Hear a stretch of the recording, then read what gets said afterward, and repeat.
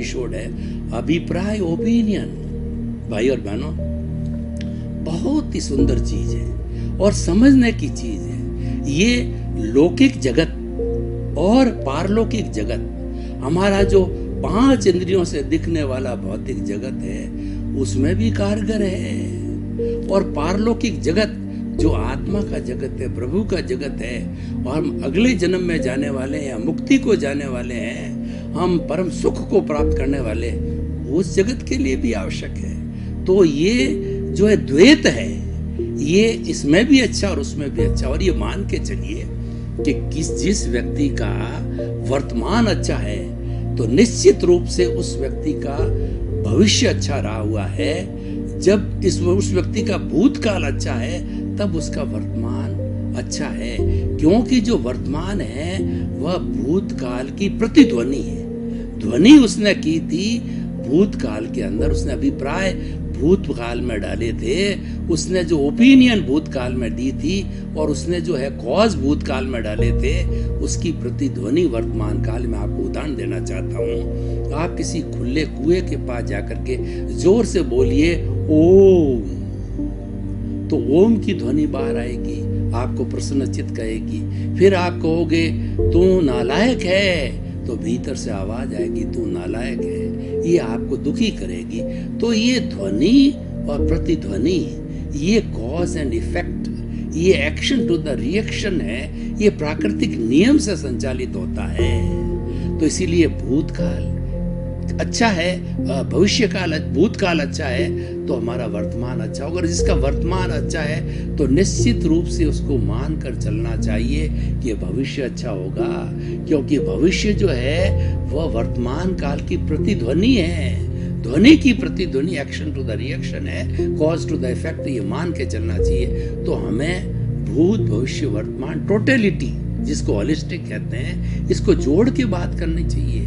अगर हम खंड खंड में बात करें कि हमारा वर्तमान अच्छा, हमें रहना वर्तमान में चाहिए, लेकिन बात टोटलिटी करनी चाहिए। टोटलिटी में करने से ही हमारा जीवन बनता है, चरित्र बनता है, और हमको सनातन सत्य मिलता है। हमको कुदरती रचना, कुदरत के कानून के तहत यूनिवर्सल ट्रुथ, सार्वभौम सत्य मिलता है। तो भाई और बहनों, अब जो आज का मूल विषय है, ये भूमिका थी। मूल विषय पर आते हैं, अभिप्राय, ओपिनियन। अभिप्राय का अर्थ क्या मतलब होता है कि कोई भी व्यक्ति, जैसे एक जुआरी व्यक्ति जुआ खेल रहा है, जुआ में हार रहा है या जुआ में जीत रहा है, तो हम रिएक्शन देते हैं उसको देख करके कि कैसा बदमाश आदमी है, जुआ खेलता है, कैसा एकदम थर्ड क्लास व्यक्ति है, और ये जुआ क्यों खेल रहा है। अरे ये तो उसका प्रारब्ध है, ये तो उदय है। पहले जुए के भाव डाल के आया, पिछले जन्म के अंदर कॉज डाल के आया है और ध्वनि करके आया है। ये जुआरी की प्रतिध्वनि है। तो आप उसमें अभिप्राय क्यों देते हो? आपको अधिक अभिप्राय देने का, उसको जुआरी के ऊपर इतना चिंतन करने का, इतने कमेंट्स करने का आपको अधिकार किसने दिया?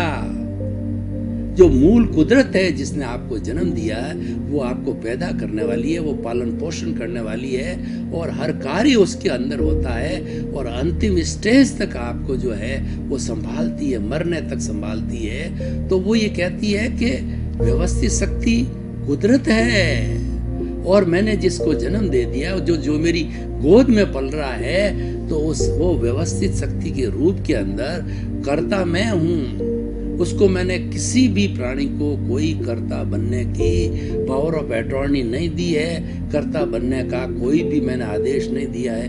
वो बनता है तो वह उसका अज्ञान है, उसका अज्ञान का फल उसको मिलेगा। फल क्या मिलेगा? जन्मांतर के अंदर वो 84 लाख जीवा योनि में दुख के कारणों के अंदर घूमता पड़ेगा।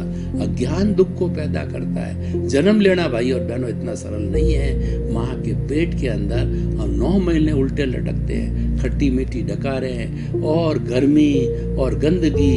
हम प्रभु से प्रार्थना करते हैं, मेरे को जल्दी से जल्दी बाहर निकाल, मैं आपको कभी नहीं भूलूंगा, आपके भजन करूंगा। तो कितना सुंदर बात जो कबीर दास जी ने कहा है कि सुख में सुमिरन सब करे और दुख में करे न कोई, और जो सुख में सुमिरन करे तो दुख काहे का होए। भैया सुख और दुख को एक सा मानो। न तो सुख के अंदर फूलना है, न दुख में दुखी होना है। एक सिक्के के दो पहलू मानो तो आप स्थित प्रज्ञ बनोगे, आप प्रज्ञा चक्षु बनेंगे। और यही जीवन है, यही संभाव है, और ये जीवन का सार है। जब एक मानने लग जाते हो, सुख दुख लाभ हानि और आपका तिरस्कार, आपका सम्मान, जो सब एक सा मानते हो, तो आपको तकलीफ होनी नहीं है। आप तो निष्काम कर्मयोगी बन जाओगे। निष्काम कर्मयोगी क्या कहता है? कर्मयोग क्या कहता है? तुम कर्म करो, करना पड़ेगा। जीवन भर एक क्षण भी ऐसा नहीं आएगा कि व्यक्ति कर्म करने से रह सकता है। रात में हम सोते हैं, तब सोते समय भी हमें जो हमारा अवचेतन मन है वो बहुत सपने दिखाता है। इसका मतलब वहां भी आप कर्म कर रहे हो, क्योंकि आप लेके आए हो। इसलिए कर्मों से आज व्यक्ति एक सेकंड, क्या सेकंड के 1000वें भाग में भी वो बिना कर्म के रह नहीं सकता। जब बिना कर्म के रह नहीं सकता तो कर्म कैसे करे, ये तो समझो। भगवान कृष्ण कहते हैं निष्काम कर्म करो, कर्म करते रहो। ये आपका प्रारब्ध है, उदय है, आपको करना पड़ेगा, लेकिन फल की इच्छा मत करो। ये आपका चिंतन है, तो ये आपकी स्वतंत्रता है। आप फल का चिंतन करते हो तो दुखी हो जाओगे, क्योंकि फल अच्छा भी मिल सकता है, बुरा भी मिल सकता है। कर्म तो है, आप स्वतंत्र हो, आपको करना पड़ेगा, लेकिन फल आपके हाथ में नहीं है।